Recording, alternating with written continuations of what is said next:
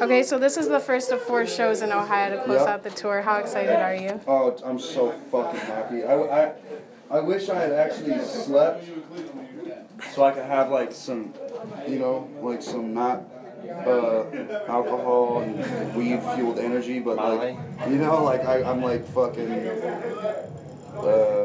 I'm so excited, man. Like, this is what every artist like does music for. Well, the real ones, anyways. But the real ones do it because like they want to come back home and see their home.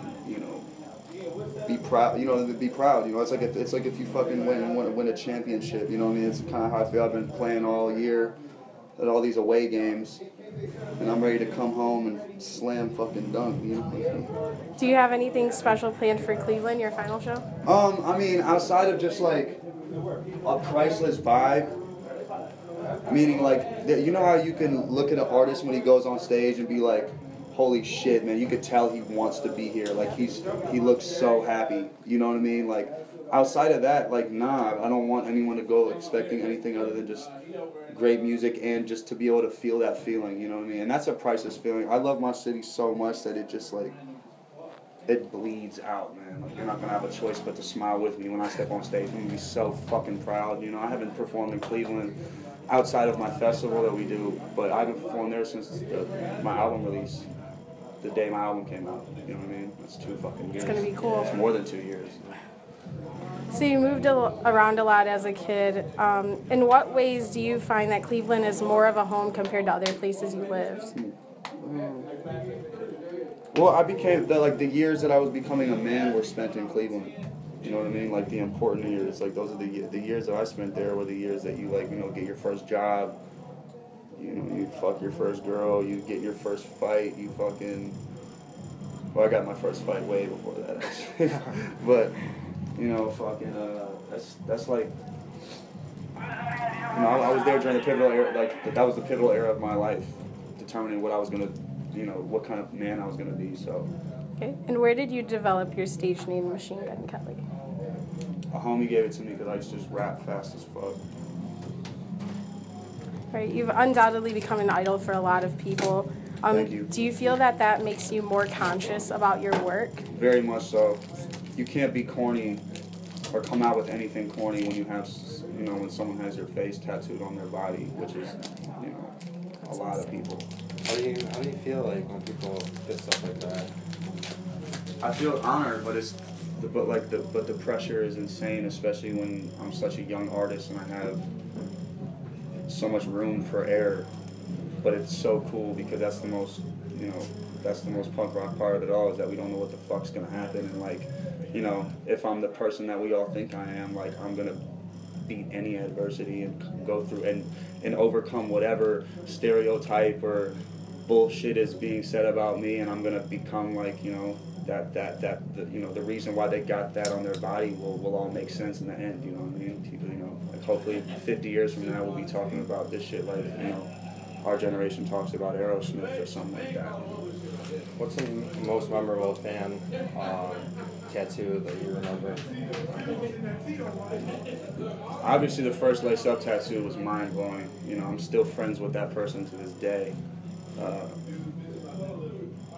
First time I saw my face on somebody's leg, that was extremely crazy. Seeing my name tattooed over like heroin track marks, or seeing my name or my signature, tattooed over, cuts on the wrist, vertical cuts, all that, like, suicide attempts, like, you're just like, holy shit. You're saving lives. Yeah, man, this is so much bigger than what we thought it was. Like, the reason behind it all is all broader than we thought originally or anticipated it ever being. Can you take a picture of this interview in this bathroom, please? Speaking of that, Lace Up was the name of your album, but it developed into a culture brand almost. Mm-hmm. So what does that mean for you, and how would you describe it to anyone who's never been introduced to your music or is the first time being introduced to your music and your following? Then I wouldn't even tell them what it is. I feel like they have to discover it on their own. That's like the beauty of it all, that it's not like commercialized or made out to be like this this thing that I want people to accept. Right. And, you know, I'm just like, if you like it, you know, if you get it, rather than you get it, you know, like, if you don't, then. So then, in that sense, it's almost like self-developed, right? It For is every person, self-developed. it's different. Every person is different, and you know, it's not ever meant to be in the hands of like the Bill Gates or the like the next like the Apple marketing team. It's not meant to be that. It's not like a brand. I mean, it became a brand in a cool way, but it's like a brand that the people fucking own. You know, I don't ever want to force that shit. Okay. In what ways do you think you've developed as a writer between Lace Up and Black Flag? I think I got better about putting my story on paper, and it was less about. I think it was more specific. You know, you could tell a little bit more about my life than I was telling you the last one. That's what's cool about this album coming up, is that it's just, you know, a lot of detail, and I'm kind of just realizing that I left a lot of parts of the story out, so I'm kind of coming back in and making it very clear to everybody.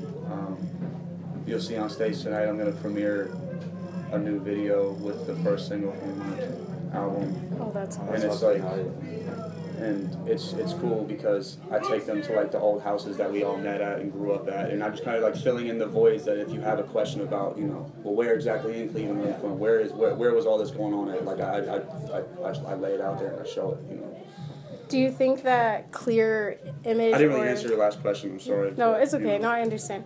But in that sense, do you think that a clear storyline comes from you developing personally and professionally, like in the sense that you feel more comfortable in front of everyone? Like, I guess being more vulnerable, like to share more details. Yeah, but I'm also starting to see that there's a gift and a curse with the fan base that I created, because a lot of people don't understand that when you come up to me and tell me, you know, you're 300 days sober from heroin, or, you know, your best friend just died yesterday and this concert is, you know, the best thing that ever happened to you and all that, like it's hard to comprehend, but that puts so much weight on you.